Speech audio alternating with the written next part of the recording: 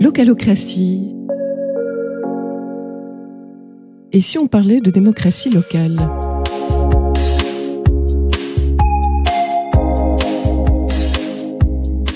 La saison 1 de Localocratie a été finalisée quelque peu tambour battant pour clôturer les dernières interviews 3 mois avant les élections communales du 13 octobre et ainsi respecter la période de prudence, surtout que j'étais moi-même candidat. Cette première saison a eu pour objectif de mettre en évidence quelques-uns des grands rôles, des grandes fonctions qui encadrent la démocratie locale, et donc l'organisation d'une commune. Car les rôles politiques sont en train d'être réattribués suite aux élections. Petite synthèse explicative de ce qui s'est donc déroulé dans chaque commune depuis ce dimanche 13 octobre. Le dépouillement des votes s'est opéré en 2 temps. D'abord, on comptabilise pour chaque liste le nombre de voix reçues. Peu importe si l'électrice ou l'électeur a coché la case de tête ou 3 noms sur la liste, cela rapporte 1 voix à la liste. Lorsque tous les votes ont été répartis, et en faisant abstraction des votes blancs ou nuls, on octroie à chaque liste un certain nombre de sièges. On entend souvent des critiques sur le système américain des grands électeurs. Mais chez nous aussi, les sièges communaux ne sont pas attribués de manière proportionnelle, c'est-à-dire au pourcentage de votes reçus, mais ils le sont en fonction d'une clé de répartition, la clé Imperiali. Décidée en 1921, celle-ci attribue plus de sièges aux listes qui font les plus gros scores. Le législateur de l'époque souhaitait assurer des majorités stables en donnant plus de poids aux vainqueurs. À la fin de cette étape, on sait donc combien de sièges vont à chaque liste qui s'est présentée aux élections. Le nombre de sièges dans chaque commune dépend de la taille de la population locale. Prenons l'exemple d'une commune de 8000 habitants où il faut attribuer 19 sièges. 3 listes sont en présence. La liste A avec 47% des votes, B avec 33% et C avec 20%. La clé Imperiali résulte en 10 sièges pour la liste A. Elle empoche donc la majorité absolue des sièges, même si elle n'avait que 47% des votes. La liste B reçoit 6 sièges et la liste C seulement 3, puisqu'en tant que plus petite liste, c'est elle qui a donné un siège à la plus grosse. Ensuite, étape 2, on trie au sein de chaque liste les candidats et candidates par ordre de qui a reçu le plus de voix individuelles. Depuis 2018, la case de tête n'intervient plus et seul compte les votes à côté du nom de chaque candidat. 1 point chaque fois que la case a été cochée en rouge à côté du nom. Si la liste a remporté 6 sièges, les 6 personnes de cette liste ayant reçu le plus de voix individuelles sont élues. Et si quelqu'un se désiste, que ce soit de suite ou plus tard dans la législature, est alors élue la 7e personne et ainsi de suite. Fin du processus électoral, communiqué dès le soir même des élections, début des négociations politiques. Car il s'agit maintenant d'établir une majorité communale, c'est-à-dire un groupe d'une ou plusieurs listes disposant de plus de la moitié des sièges au conseil communal, et donc à même de faire avancer ses décisions. Et dans ce groupe sont désignés les bourgmestres échevins et échevins. Ceux-ci seront d'ailleurs rémunérés par la commune, tandis que tous les autres conseillers et conseillères perçoivent uniquement un jeton de présence de l'ordre d'une centaine d'euros bruts par conseil communal. Si une seule liste n'obtient pas la majorité absolue, il s'agira donc d'une alliance de 2 ou plusieurs listes qui vont signer un pacte de majorité établi et publié dès le 12 novembre. Se dessinent alors au conseil communal 2 bancs avec d'une part les conseillers dits de majorité et d'autre part ceux de minorité ou opposition. Au sein de la majorité, là où le bourgmestre est désigné par la loi comme la personne avec le plus de voix sur la liste la plus grosse de celles qui composent la majorité. Dans notre exemple, la liste A signant seule le pacte de majorité, c'est la personne avec le plus de voix de la liste A qui est bourgmestre. Si cette personne refuse d'être bourgmestre et était dans les 3 premières places de la liste sur le bulletin électoral, elle ne peut pas devenir échevine. On demande alors au 2e meilleur score et ainsi de suite. Ce système de désignation n'existe pas à Bruxelles, mais est aussi utilisé en Flandre, ou de plus la liste la plus grosse a la priorité pendant 14 jours pour négocier une majorité. Pour les échevines et échevins, il n'y a pas de règle. C'est aux partis en présence de les désigner dans le pacte de majorité avec totale liberté de répartition entre les listes, mais en veillant à un tiers minimum des membres de chaque sexe. La loi fixe aussi le nombre de postes cabinaux en fonction de la taille de la population. Pour l'exemple de notre commune de 8000 habitants, il s'agira de 4 échevines et échevins. Avec en plus la présidence du CPS sur laquelle on va revenir tout de suite, voici alors le collège communal qui est formé. C'est lui qui, en tandem avec l'administration communale qui n'a pas changé pendant les élections, va diriger la commune pour les 6 prochaines années. Avec toujours un jeu de double signature.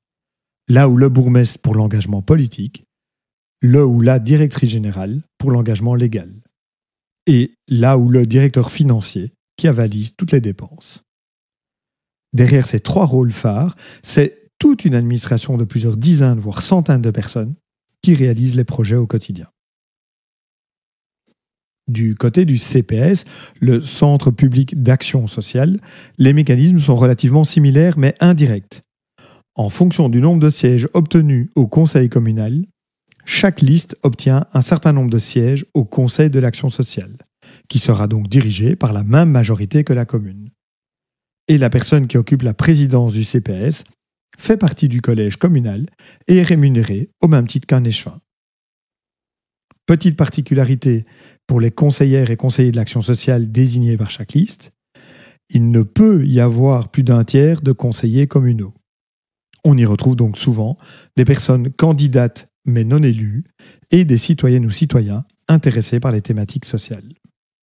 Et moi, qu'ai-je retenu de cette première saison, qui était à la fois mon premier essai dans cet exercice et l'occasion d'en apprendre plus sur ces sujets qui me passionnent? Tout d'abord, il a fallu choisir des personnes et ce n'est pas simple, car je tenais à respecter plusieurs équilibres.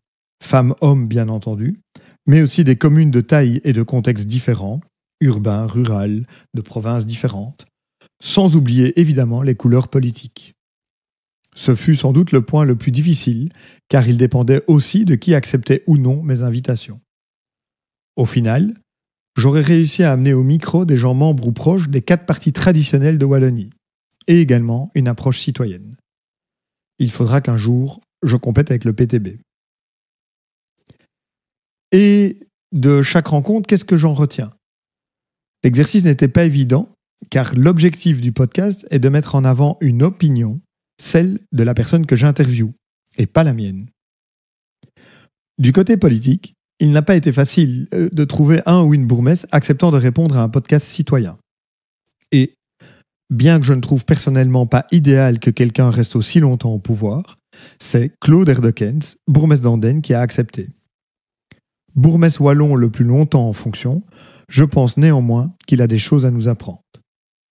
Ceci dit, il ne m'a pas surpris par l'importance qu'il accorde aux relations d'amitié ou d'inimitié entre personnes, lui dont on sait qu'il est souvent très, et trop concède-t-il presque entre les lignes, tranchant avec ses opposants.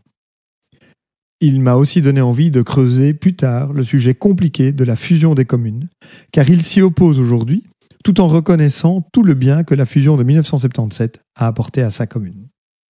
Stéphanie Skelkin, échevine à Namur, est d'une franchise incroyable lorsqu'elle explique comment se forme un collège communal et la manière dont leur groupe fonctionne derrière le chef bourgmestre.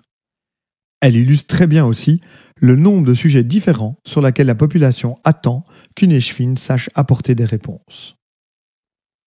Saba Parsa, conseillère à Rhodes-Saint-Genèse, m'a fait voir autrement le rôle finalement très discret et humble de ces conseillères et conseillers de majorité qui sont en contact avec la population, mais qui, n'étant pas eux-mêmes aux manettes, servent surtout de relais vers leur collège communal. Olivier Vanham, conseiller à Braine-l'Alleud, touche à un des enjeux de notre système démocratique. Pas de véritable démocratie sans contre-pouvoir, notamment avec une opposition qui scrute et questionne tous les dossiers. Mais son témoignage montre aussi les limites d'un système où la majorité ne tend pas la main à la minorité pour réfléchir ensemble aux enjeux clés d'une commune. Morane Ogne, conseillère citoyenne à Frameries, nous offrait un vent de fraîcheur en montrant que des citoyennes s'engagent de manière non partisane, sans s'affilier à aucun parti. Car ils ou elles rêvent d'améliorer le vivre ensemble de leur commune. Isabelle Grossens, présidente de CPS, nous a fait découvrir certains aspects de cette institution et au passage de tout service public, notamment en montrant le temps qu'il faut pour mettre en place un petit changement logistique dont l'impact est potentiellement très grand sur la vie des gens. Son exemple des buffets repas en maison de retraite est une très belle illustration de l'impact positif que les institutions peuvent apporter. Du côté de l'administration, je n'ai eu l'occasion de ne rencontrer que 3 personnes, et d'autres viendront dans les prochaines saisons, tant le personnel de l'administration communale est rarement reconnu à sa juste valeur. Charles Avard, directeur général de la commune de Visé, Martine Radmacher, directrice financière de la commune d'Oupey, et Mélanie Lazzari, directrice générale du CPS de Hanu, partagent tous les 3 une même passion pour le service public et le travail bien fait. En discutant avec eux, je me suis surtout rendu compte de ce que, ne trouvant pas de meilleure clé pour faire confiance et déléguer, notre démocratie crée une surcouche de procédures qui rend la vie de ces personnes et de toutes leurs administrations non seulement compliquée, mais aussi fastidieuse à force de documentation qui prend le dessus sur le résultat concret. Autre sujet sur lequel il faudra revenir. Les points de vue externes amenés par des observateurs de la vie communale ont également été riches en enseignements. Les réflexions d'Arnaud Reussen sur la démocratie directe ne m'ont pas quitté et ont alimenté la préparation de la saison 2. La mise en lumière de la vie locale au regard des droits humains de Laurent Deutsch soulève aussi de nombreuses questions sur les enjeux et finalement la raison d'être de notre système démocratique. Et les études de Tom Verels sur le ressenti des élus m'a surpris de par l'ampleur des critiques de celles et ceux qui font vivre la démocratie locale, mais estiment qu'elle mériterait encore des améliorations. Ce fut un réel plaisir de réaliser cette première saison de Localocratie en mettant en évidence tous ses rôles et ses points de vue, avec chaque fois de belles rencontres à la clé. Quant aux citoyens et citoyennes, elles ne reviendront voter que dans 6 ans. Mais leur rôle ne s'arrête pas à ce seul vote. Il y a de nombreuses manières de s'impliquer et d'influer sur la vie communale, des commissions instituées par la commune à d'autres mécanismes. Ce sera le thème de la saison 2 de Localocratie, qui démarrera en janvier 2025. Et voilà, cet épisode de Localocratie est terminé. J'espère qu'il vous a plu et pourra contribuer, d'une manière ou d'une autre, à alimenter des réflexions, des débats sur notre vivre ensemble au niveau local. Si vous avez aimé, n'hésitez pas à le dire sur les réseaux sociaux et à partager l'épisode. Si vous avez des questions, des suggestions de sujets ou d'invités, contactez-moi. Très belle suite de journée ou de nuit, c'est selon, et je vous dis à très bientôt avec un nouvel épisode.